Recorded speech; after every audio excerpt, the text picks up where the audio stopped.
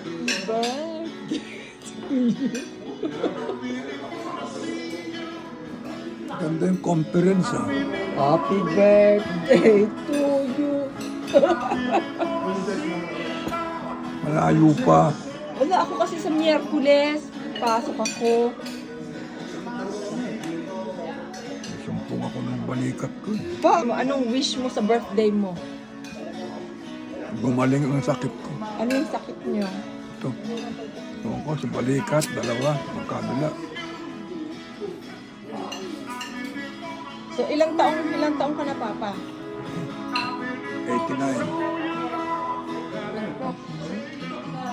Wow, isang taon na lang. Buhay pa.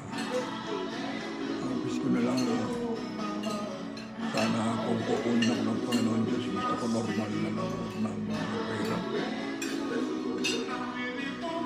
Pahirapan ka tulad ito. Hirap na hirap ako matulog.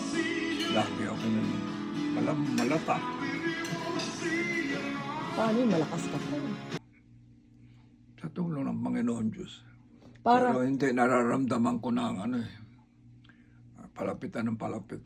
alam mo, buti yan lang nararamdaman mo. Wala kang cancer. Wala kang Meron. ano sa ulo. Ganun lang. Ayoko nito, gusto ko yan. Happy birthday nga pala. Magkapasalamat ka pa din sa Panginoon, di ba?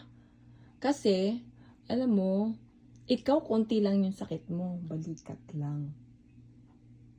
Yung iba, sa palagay mo,